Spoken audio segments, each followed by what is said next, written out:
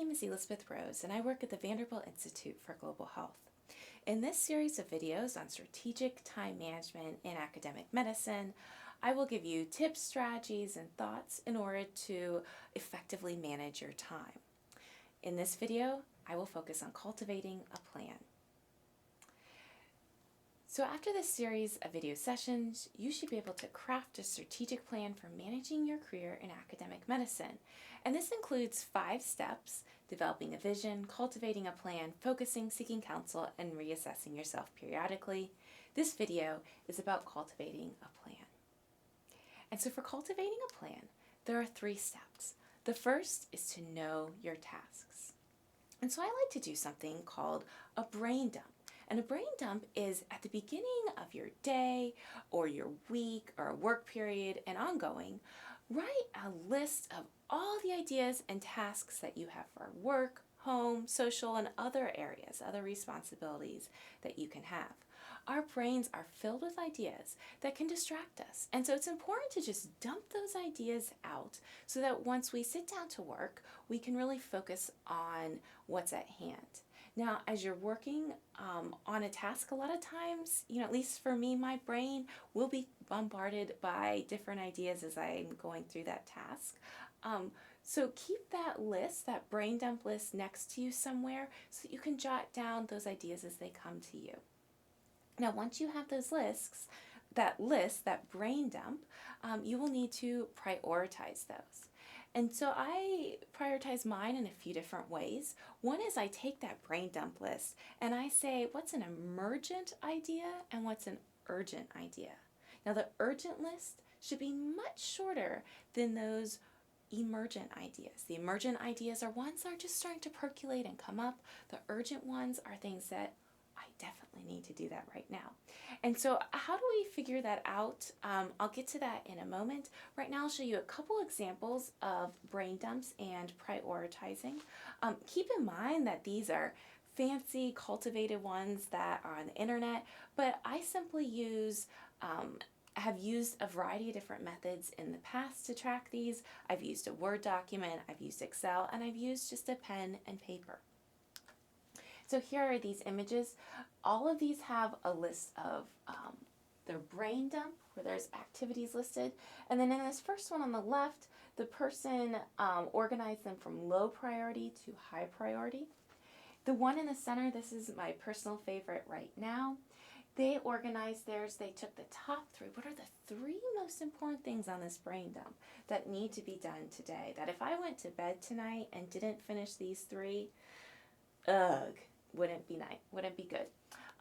This next little box says easy 3. What are those easy 3 things that if I just have 5 minutes, I can quickly do it? Maybe it's sweeping the floor or writing a quick email. So easy 3, and the next 3. This helps me that as I'm crossing things off my list, I can easily move these next 3 into either the top 3 or the easy 3. So it's almost like I'm automating my list and I don't have to go back to this brain dump list to critically think through what I need to do next.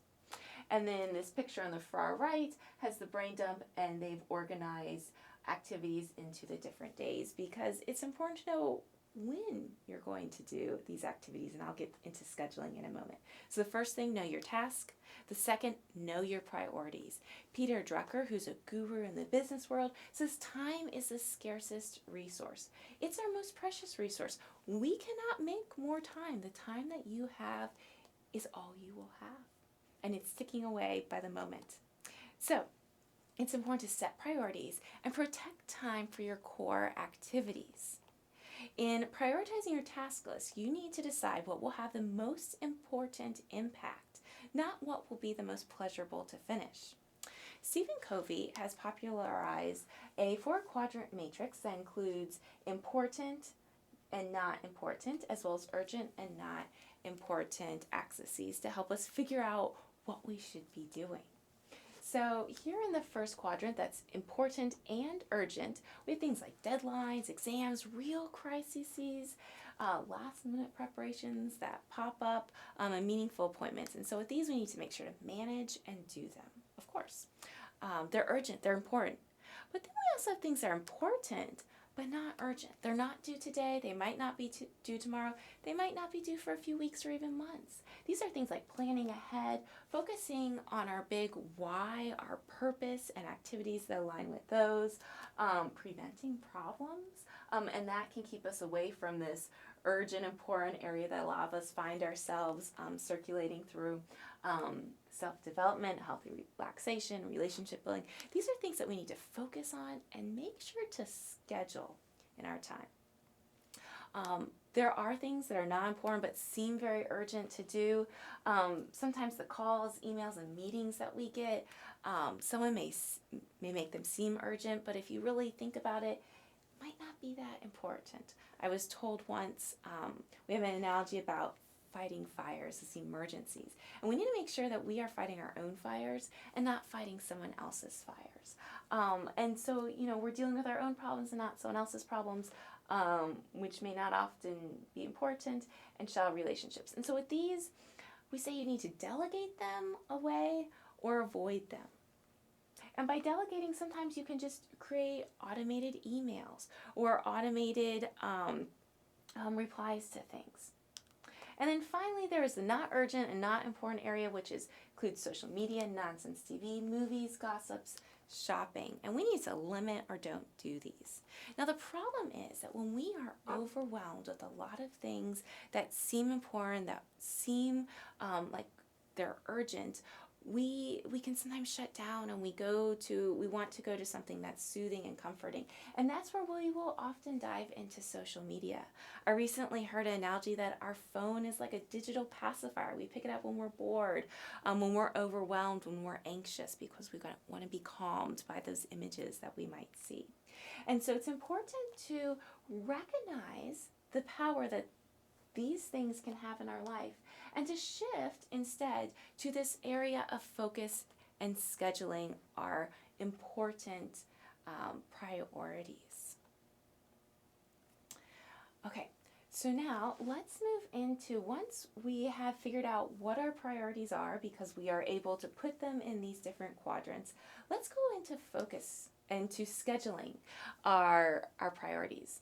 So I advocate for, now these look like very fancy ways to schedule your priorities, but essentially the one that I focus on is using my digital calendar. I use Outlook, but there's Google. You can also use a planner that doesn't have to be fancy color coded, but if you choose, you certainly may do it that way.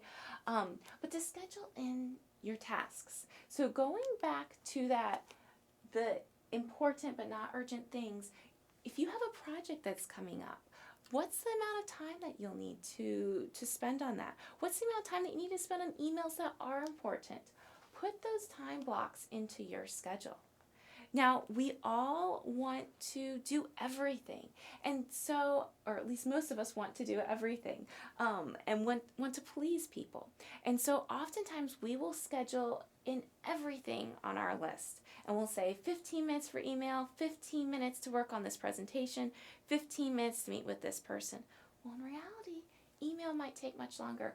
Working on a presentation will certainly take much longer. A person might want to meet with us for much longer. So we need to be realistic when we are scheduling our priorities. Put in the time blocks. As you fill them in and are realistic about what needs to happen, you will see that you really don't have enough time in the day if you are in fact going to sleep and eat and build those meaningful relationships with your family and other people. So that comes to delegating and dumping. Delegating might mean seeing who else on your team can do something, whether that's your team at work or your family team who can help you out with different things. It might also mean delegating it to another day or another week or another month. Now, if it's something that's important to your vision and your why you're doing things, make sure that you don't push those activities off many months in the future. So delegate is one way, and dumping is another. Figure out what's not important. What are those things that you don't actually have to do? And so the reason why I advocate for scheduling is scheduling your priorities increases the likelihood that they will be done. If it just sits on a list, the meetings that are on your schedule, people popping in to see you, emails that come up, notifications that come up, those are the things that will end up happening rather than those priorities that you want to happen. And so I want you to think about the different strategies that I talked through. There were many of them. They won't all be perfect for you, and maybe you have an alternative strategy that works better for you. But select just one or two of these strategies or skills in which to focus and develop over the next month.